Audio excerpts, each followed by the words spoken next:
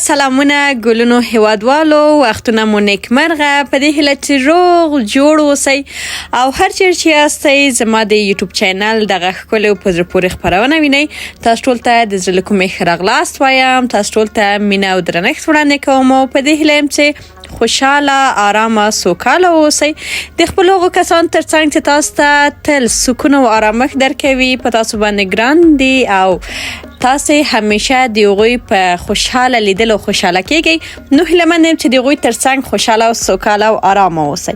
ګلون لیدونکو، د افغانستان په زړه کې یوه ستونزمنه خو ډیره ښکلې او له خاطراتو څخه ډکه لار تاسو وینئ. دغه لار د ماهیپر سیمه کې د افغانستان یو خورا ښکلې سیمه ده او دغه تونلونه هم چې تاسو وینئ د ماهیپر د سیمې هغه تونلونه دي چې هغه کسان چې پرې تېر شوي دي او په دغه لاره مزل کړی دی واقعا ډېرې ښې خاطرې له دغه سیمې څخه لري.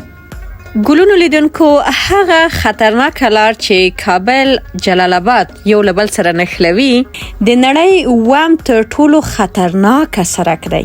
تاسو کولی شئ چې په دغه ویډیو کې وګورئ چې څومره دغه لار واقعا هم ځینې وخت ستونزمنه کیږي، ځینې وخت ګواښونکې او خطرناکه کیږي، ولی یو ځانګړې ښکلا لري.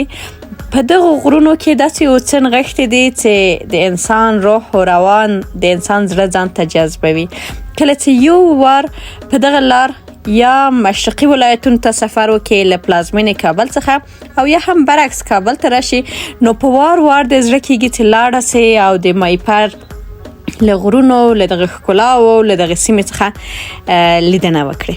ګلو لیدونکو، په دغه ویډیو کې موږ به تاسو ته د ماهیپر، سروبي، ښکلې ولسوالۍ او د ماهیپر دغه ښکلې سیمه او هغه ښکلې آبشارونه چې دي دغه به ټول تاسو ته دروښیو. نو له تاسو څخه غواړم چې راسره مل اوسئ، ویډیو تر پای راسره وګورئ، ښایسته کومنټونه وکړئ، ویډیو مو له دوستانو او عزیزانو سره شریکه کړئ.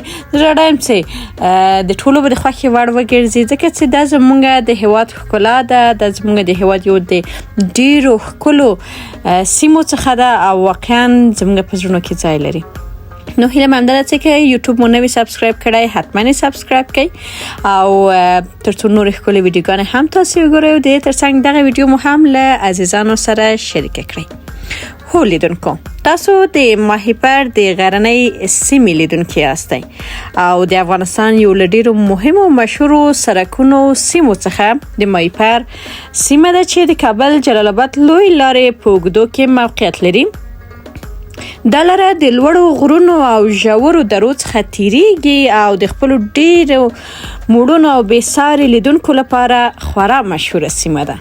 دا سرک چې د غرونو له لارې تیریږي د مسافرو او بار وړونکو موټرو لپاره ډیر حساس دی او موټر چلونکي تل له دې لارې ډیر په احتیاط سره تیریږي. د سخت طبیعت په زړه کې د دې سړک جوړول د هېواد د ختیځو ولایتونو په ځانګړې توګه د ښکلي ننګرهار همیشه بهار ولایت سره د کابل د نښلولو لپاره د لوی هڅې ښودنه کوي.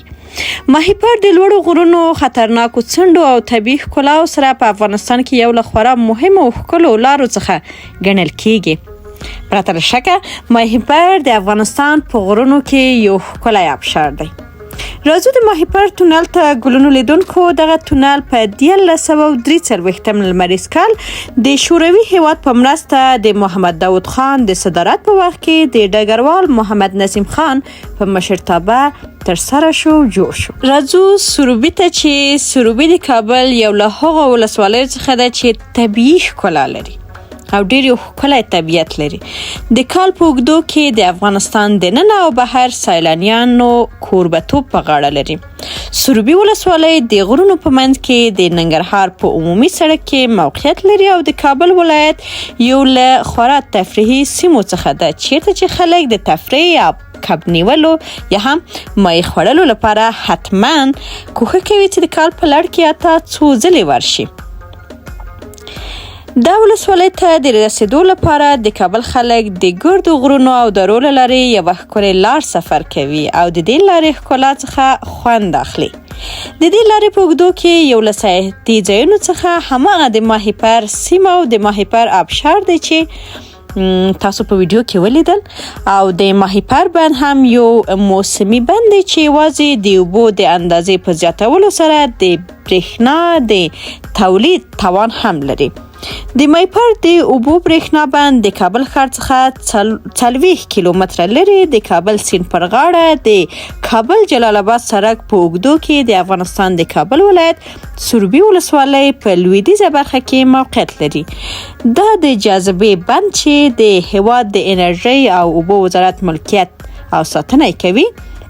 دا بند په 1944 یا هم 1915 کال کې د جرمني هېواد په همکارۍ جوړ شو او 3 توربینونه لري چې د 66 میګاواټه برېښنا ظرفیت لري. مګم اوس مهال یو توربینې چې د 19 میګاواټه برېښنا ظرفیت لري فعاله دی او پاتې نور توربینونه متاسفانه چې خراب شوي دي. دا بند د اوبو طبیعي زیرمه نه لري خو د اوبو د پمپ په واسطه له لاندې څخه پورته پمپ کیږي او د دې اوبو له سرعت څخه برېښنا ایستل کیږي. دا د برېښنا فابریکه د افغانستان برېښنا شرکت لخوا اداره کیږي. دا بند 3 توربینونه لري او ویلی شو چې په تیرو وختونو کې په ساعت کې 6 میګاواټه برېښنا تولیدوله، خو په افغانستان کې د کورنیو جګړو له پیل سره د دغه برېښنا دغه توربینونه خراب شوي دي او د برېښنا د تولید ظرفیت هم ټیټ شوی دی او همغه کورنۍ جګړې د لامل شولې چې دغه برېښنا بند ته هم زیان ورسوي. ګلون لیدونکو، د سروبي له ښکلاو څخه وروسته نو ورو د شین لغمان ولایت په لوري ځو او کله چې له ماهیپر څخه تیریږو نو د هیواد ډیر ښکلي ولایتونه په دغه ځای کې موقعیت لري. له هغه ډول څخه لغمان دی، ننګرهار یا همیشه بهار، کونړونه او همدارنګه نورستان ولایت. یعنی په ټوله کې ویلی سو چې د ماهیپر د غرونو څخه راتیر د هیواد د ښکلو ولایتونو سره مونږ او تاسو مخامخ کیږو او په دغه ولایتونو کې زمونږ ډیر دروند ولس او ډیر درانه د قدر وړ خلک میشت دي، که هغه د لغمان ولایت اوسیدونکي دي، که هغه د لوی ننګرهار ولایت اوسیدونکي دي او یا هم د ښکلي کونړ او ورپسې راتېر نورستان. ماشاءالله هر ولایت مو ځانګړې ښکلاوې لري، هر ولایت مو ځانګړې طبیعت لري، ځانګړې آب و هوا لري. مثلا که راتېر سو لغمان ته، لغمان یو څه هوا یې سړه ده ولی په ډیر کم فاصلې چې ننګرهار دی نو هوا یې ګرمه ده او کله چې بیا کونړ ته ځو بیرته هوا یخیږي او کله چې نورستان ته ځو له هغې څخه هم هوا سړیږي. نو هر ولایت مو ځانګړی ښکلا، ځانګړې ښکلا، ځانګړې طبیعت او ځانګړتیاوې لري. هیله من یم چې دغه ویډیو ستاسو ته د پام وړ ګرځېدلی اوسي او که چیرې مو دغه معلومات او دغه ویډیو خوښه شوي اوسي حتما کومنټ وکړئ چې دغې لړۍ ته دوام ورکړم او په راتلونکي کې د هرې سیمې په هکله او د هر ښکلي ولایت په هکله تاسو ځانګړي معلومات ولرم، ځکه موږ او تاسو په افغانستان کې یو یا هم افغانستان زموږ هیواد دی او باید د هرې سیمې په هکله معلومات ولرو. که هلته موږ تللي اوسو یا مو سفر نه وي کړی ولې حتما باید د هغوی د دود او دستور، د هغو سیمو د ښکلاو په هکله، د هغه سیمې د ځانګړتیاو په هکله باید معلومات ولرو.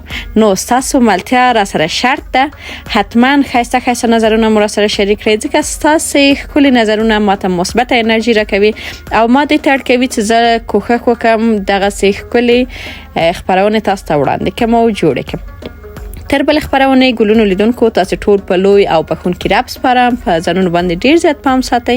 هر چیرې چې یاستئ خوشحاله، آرامه، سوکاله او له مینې څخه ډک ژوند مو نصیب شه.